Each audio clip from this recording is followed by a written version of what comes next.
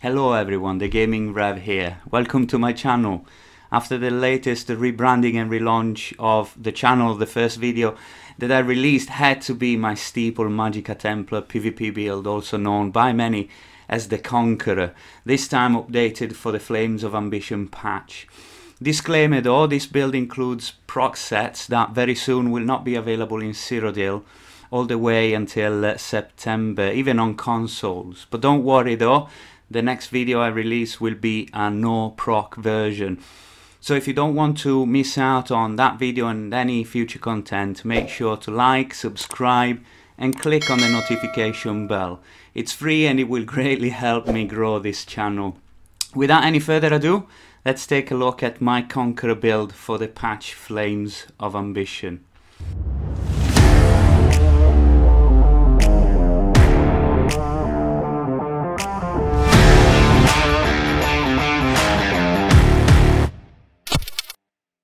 Now let me begin with the race. I'm a high elf, by far the best race for this class as its passes synergize really well with Magicka Templars. Takes for example spell recharge that really helps you out with your stamina sustain, which is incredibly important in PvP scenarios. But it also helps you mitigate 5% of damage anytime you use an ability with a channel or cast time. One of them being puncturing sweeps, which is your main spammable. But then Cyrodiil Boon gives you 2k max Magicka, and Elemental Talent gives you spell damage, which again scales off really well with Magicka Templars as they have access to minor sorcery. But don't worry though, if you are running a different race, other very viable ones would be, I don't know, ranking from better to worse. I would say Dark Elf, Khajiit and Breton, and anything else really would be suboptimal. But again, with this game you can make any race work. Now with this build in particular, I am also a stage 3 vampire. And this for various reasons. First of all, because it gives me access to two really good skills, namely Elusive Mist and Swarming Scion, that we're going to be looking at later in this video. But also because it gives me access to some really good passives, which again synergize really well with this class. First of all, Strike from Shadow, which gives me 300 spell damage for 6 seconds every time I come out of mist form, which again synergizes really well with minor sorcery, and it grants me that boost to my spell damage, especially when I am playing a bit more defensively and I need to heal myself, but also on death, which reduces my damage to up to 30%.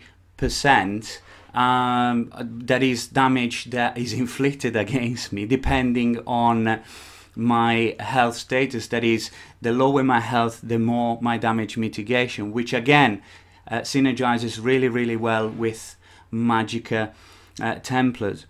For my Mundus stone, I chose to go for Atronach for sustain, but you can easily go with the Apprentice for more spell damage, and the Mage for better sustain and damage at the same time. So if you're finding that you are over sustaining, either go with the Apprentice or with the Mage. Let's look at the buffs stats. I've got over 40k Magicka, which again, this level of Magicka pool scales really well with Purifying Light and other skills in the Magicka Templar arsenal. I've got 27k health and 18.5k stamina, which again grants me sufficient pool to be blocking, dodge, rolling and sprinting, even though with this class you won't be doing that a lot, but it's always good to have it available in PvP. I've got just under 1800 Magicka recovery just with a pot on. Now to this number you need to add another 480 from channeled focus, and then also 336 from Elemental Drain, bringing it to a total of 2600, which is more than enough for you to be able to PvP successfully, and not just in a group but solo as well. Then I've got 664 stamina recovery, which doesn't sound like a lot, but is more than enough thanks to the spell recharge passive of High Elves. Now for spell damage, this is where it gets interesting. With this specific setup, I reach 5,768 spell damage, which is a very reliable number, as the set that procs this number and the skills that grant me minor sorcery, they all proc very, very reliably. So this is not just a lucky strike, this is consistently, whenever you're going to be on your front bar, this is the kind of number that you can expect. Also, as you're going to see later, I am running with a lightning staff. Ideally, you want to run with a 2H sword, which will bring this number to over 6k. So 6k spell damage with a 40k Magicka pool, that is some serious damage, especially when you consider that I'm running with 33.7% spell crit. My spell penetration flat is just over 4k, but when you include the numbers from Elemental Drain, you get to just over 10k spell penetration, which is really, really good. Spell resist, I'm almost at 27k. Physical resist, I'm almost at 22k when I'm standing within the rune. When I'm outside the rune, I enjoy 24k spell resist and 19k physical resist. Critical resistance is 1444. It's not super high, but nowadays not many builds out there build their damage on critical damage anyway, so this will be more than sufficient. Let's take a look at my consumables. For food, I run a tri-stat purple food. Now, the reason why I run this rather than the bewitched skulls is because I'm a vampire, and so it doesn't, you know, health recovery doesn't really help me a lot. But if you're not a vampire, by all means run the bewitched skulls. For potions, I run mainly the Alliance spell draft, which is incredible as it grants both major sorcery and major prophecy. Enable me to free up a slot, which I always wanted to do but didn't want to run really expensive pots. But now you don't have to craft them anymore, they're available. You just need to spend Alliance points, and they're really cheap, so that's absolutely great.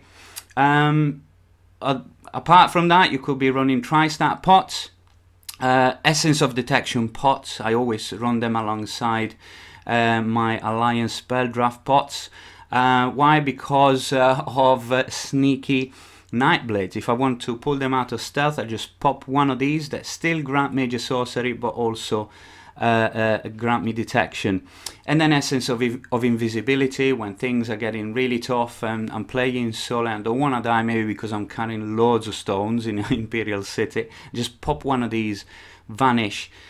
Because I'm a vampire, I will be moving incredibly fast as well, and so I'll be able to reposition to a safe location and then go back to my Alliance base. Now let's get into possibly what you're watching this video for, which is the gear. Let's start off with my monster set, which will be Grothda. I choose Grothda because of the extra Magicka that it gives me, but also because of the AoE damage that it provides. Alternatively, you can run Zan if you would like to be more focused on single target damage. On my body, I run a crafter set, which is Seducer. Seducer, I really thinks it's an underrated set, but it really works and synergizes really well with the kind of build that I am running. It's excellent for sustain, particularly as a vampire, as it provides a 10% reduced cost to Magicka abilities, you know, therefore compensating the vampire added cost to abilities. It is, as I said, crafted, really easy to craft, really cheap to put together, and around 5 pieces on the body. Now, if you're not a vampire, I would say go for Eternal Vigor, as it will also provide you with a line of health and also health recovery. On my front bar, I run Scathing Mage. Now, this is a great set. It's a great damage set that procs on cooldown with puncturing sweeps, as each strike is considered direct damage. And spell damage in general synergizes really well, again, as I said earlier, with this class, because we have access to both major and minor sorcery, and the 2 lines of spell crit really help you out in a meta where crit resistance is not really invested in as much anymore. You can farm it in Imperial City Prison, or you have a chance to drop it in the chest of the Daedric Shackle Trophy Vault that is just inside the dungeon entrance. You just need to spend Daedric keys. Now, you can be lucky, you can be very unlucky. I've been desperate to find a 2H Scathing Mage sword, but I've not been able to find it. I've only got a lightning staff, which in itself, in a sense, it's quite good, because it offers 8% damage bonus to AoE damage, which includes basically my ultimate and my spammable. Not only that, if you're running low on Magicka, you can just heavy attack someone who's off balanced, and again, you can set anyone off balance whenever you want with your gap closer and get double resources back. But as I said, a better alternative would be a 2H sword, because it would give you an extra 284 spell damage. If you're running a sword, you will hit over 6k spell damage on this build. On my back bar, I'm really cheesy. I'm running like everybody else, a Veteran Ice Staff.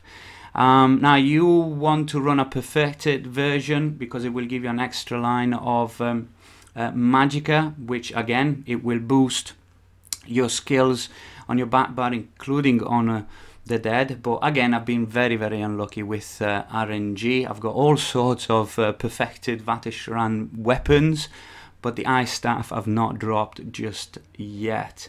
I cannot stress enough just how much pressure this staff puts on enemies, easily filling up your power of the light. So yeah, incredible item that will not be available in Cyrodiil for a time, but until then, if you're on console, you can still use it. And you can still use it, of course, in Battlegrounds and Imperial City, as well as in duels. Any form of PvP apart from Cyrodiil. For jewelry, I have got 1 infused with a reduced cost glyph, 2 arcane with spell damage glyphs. If you want, you can go all infused and all spell damage. Now, with regards to my armor, what I'm wearing 3 heavy, the big pieces, so head, chest and legs, 3 light and 1 medium. And the reason why I'm running 3 heavy and 3 light is because the strength and weaknesses of heavy and light armor compensate each other. So if you run 3 pieces of heavy and 3 pieces of light, you will have access to their strengths, while their weaknesses will actually annul each other. So in my opinion, this is the best setup. I'm also running 1 piece of medium armor, so that I can be wearing 3 types of armor, so activating the full bonus of the Undaunted Metal. With regards to trades, 2 are reinforced, that is my heavy chest and legs. 1 is infused, my head, and 2 well fitted, 1 sturdy and 1 impen. With regards to enchants, they're all max Magicka apart from the 3 large pieces that have tri-star glyphs. Now let's take a look at the skills. On my front bar I've got Purifying Light. Now this is a flex spot as it doesn't hit as hard as it used to. But it still provides that burst that you often need to finish people off, and that thanks to the Vateshran staff it fills up in no time. Irrespective of what skill you put in here though, you should slot a Dawn's Wrath skill that you can precast, because that's how you activate the minor sorcery to yourself and also to other members of the group, and thanks to that passive Illuminate. Solar Barrage and Living Dark are excellent alternatives. When I play solo 1vx, I always slot Living Dark instead. Then I'm running Inner Light for Max Magicka and Major Prophecy, although you get that from pots. Toppling Charge is my gap closer. I use it to set enemies off balance as well. Then Puncturing Sweeps, that's my spammable. It activates Scathing Mage every single time on cooldown, and it also activates the 5% damage mitigation of spell recharge. Radiant Oppression, that's your finisher. It is ranged, it is undodgeable, and it's a great finisher. If you cast Purifying Light on top of it, you can really add burst to it as well. So yeah, really good combination. And then for my ultimate, I got a Shooting Star. It provides high burst and AoE damage with a stun, and being a Mage's Guild skill, it further increases your Magicka pool. But a really good alternative, I often switch between these two. I tend to go with Shooting Star in a group and Crescent Sweep when I'm playing solo. Crescent Sweep doesn't hit as hard as Shooting Star, but it's much cheaper, so you will always have it available. Then on my back bar I've got Elusive Mist. One of the biggest drawbacks of Magplas is the lack of mobility, and Elusive Mist grants you unlimited repositioning and incredible damage mitigation. The drawbacks are that you can't be healed by others and all your recoveries are suppressed. However, because of Channeled Focus, which restores to you 240 Magicka every second independently from your Magicka recovery, you can stay in this form almost unlimitedly. On top of that, it grants you 300 spell damage every time you come out of Mist form if you are a stage 2 vampire. Alternatively, you can use the Psijic skill Race Against Time if you are not a vampire. But in my opinion, I tried it a few times, it's not as good. But hey, to each its own, you know. This is just my play style. Then we've got Honor the Dead, your burst heal for yourself and others. It also gives you about 18% of its cost every 2 seconds for 6 seconds if the target was below 75% health. That's an extra 700 Magicka recovery for 6 seconds, something that very often is not people do not consider when they think about this skill. Then I've got Extended Ritual, great AoE heal over time that scales very well with your max Magicka. Plus, it cleanses up to 5 negative effects from you and others when they activate their synergy. Then we've got Elemental Drain. This is absolutely essential, as not just as it gives you Magicka back and applies Major Breach, but really it's what procs your Vateshran staff. And Channel Focused for Major Resolve, which is 50% more effective when you stand in the rune. Plus that blessed Magicka back, the equivalent of 480 Magicka regeneration, as I said, even while in Mist form. And then for my ultimate, I run Swarming Scion. It boosts your stats by 10k each for 20 seconds. It heals you for 16% of all the damage that you do, even if you are in Mist form, and it should be considered that.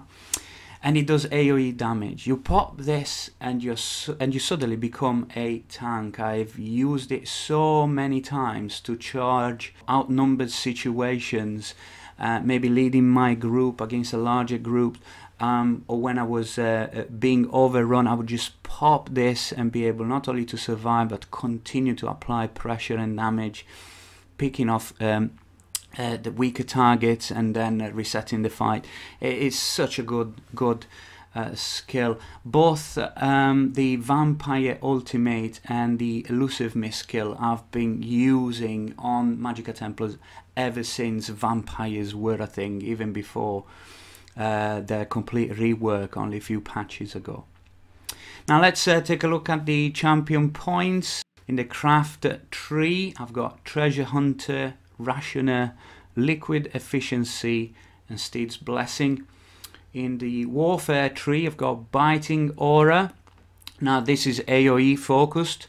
If you want to focus more on single target damage, then Deadly Aim is better.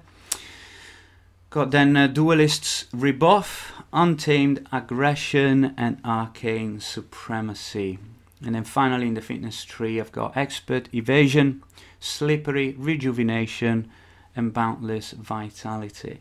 So there you go, my Magicka Templar for PvP in group situations, solo situations, and CP and non-CP situations as well. It works really well in battlegrounds as well. So I hope you enjoyed it. If you have, just again leave a like and a subscribe, and that will be very much appreciated. Thank you all guys, God bless you, and see you the next time. Bye bye.